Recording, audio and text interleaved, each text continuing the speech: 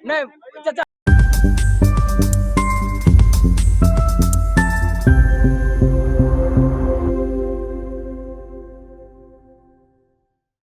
चक्रधर समारोह हमें अतीत की स्वर्णिम स्मृतियों से जोड़ता है और हमारे अमूल्य विरासत को संजोने का महान संकल्प है।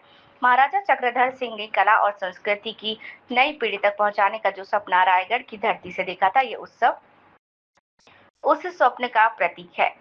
राज्यपाल रमेश ढेका ने आज रायगढ़ जिले में आयोजित 40वें चक्रधर समारोह का भव्य शुभारंभ कर कार्यक्रम को संबोधित किया। इस दौरान उन्होंने भगवान गणपति की पूजा अर्चना की और संगीत सम्राट राजा चक्रधर सिंह का पुण्य स्मरण कर उन्हें नमन किया। राज्यपाल श्री डेका ने कहा कि छत्तीसगढ़ के 25 वर्षों की स्वर्णिम यात्रा को हम रजत जयंती के रूप में मना रहे हैं और इस दौरान छत्तीसगढ़ की संस्कृति को समृद्ध बनाने में चक्रधर समारोह का योगदान अग्रणी है।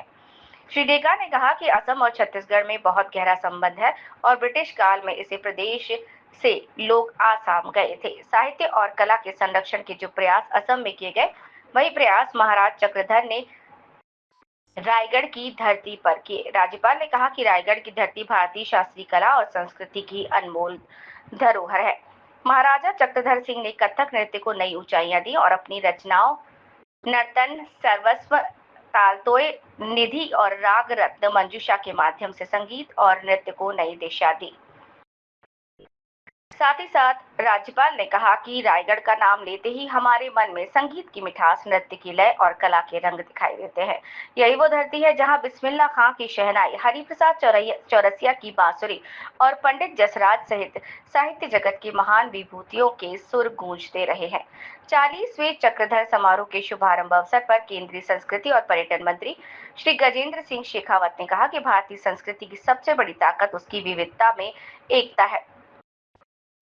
राजा चक्रधर सिंह को नमन करते हुए उन्होंने कहा कि जब कथक में केवल जयपुर और बनारस घराने ही प्रसिद्ध थे, उस समय रायगढ़ घराने की स्थापना कर उन्होंने भारतीय संस्कृति को समृद्ध किया। हमारी लोक कलाएं, लोक नृत्य और लोक परंपराएं पुनः संरक्षित और सशक्त हो रही हैं। चक्रधर समारोह के शुभारंभ के अवसर पर केंद्रीय राज्य मंत्री आवासन और शहरी कार्य मंत्री तोखन साहू, कृषि मंत्री और जिले के प्रभारी मंत्री रामविचार नेताम, संस्कृति, धार्मिक न्यास और धर्मस्व मंत्री राजेश अग्रवाल, जांजगीर चंपा सांसद श्रीमती कमलेश जांगड़े, महासमुंद सांसद श्रीमती रूप कुमारी चौधरी, राज्यसभा सांसद चुन्नीलाल गरासिया और अन्य मौजूद थे।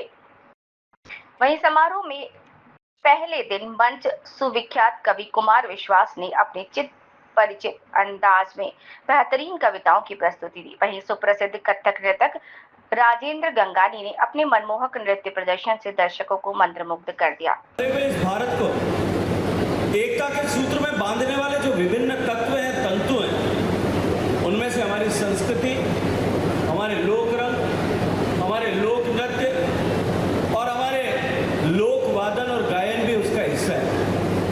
उनके चलते हुए, विविधताओं के होते हुए भी ठीक उसी तरह का भाषा का परिवर्तन हो सकता है, वेशभूषा का परिवर्तन हो सकता है, लेकिन एक उत्सव को एक ही मालूम नहीं होगा। शायद मिनी माता जो यहाँ से नेहरू का टाइम में एमपी था, जो मंत्री था, जिसको बहुत लोग मानते हैं, वुमेन एम्पावरमेंट का एक जगह मैंने सिंबल है, वो मिनी माता भी असम से। उन्होंने कथक नृत्य को नई ऊंचाई दी और रायगढ़ घराने को स्थापना की, जिसके आज पूरी दुनिया में चर्चा होती है। उनकी रचनाएं नर्तन, सर्वस्वम, तालतु, निधि और राग रत्न मंजूषा आज भी संगीत और नृत्य की विद्यार्थी को लिए मार्गदर्शन। ठीक इसीलिए ठीक ऐसे ही आसाम में महापुरुष शंकरदेव ने जो शास्त्रीय डांस है, वो शास्त्रीय डांस को क्लासिकल रूप में। इस न्यूज़ के प्रायोजक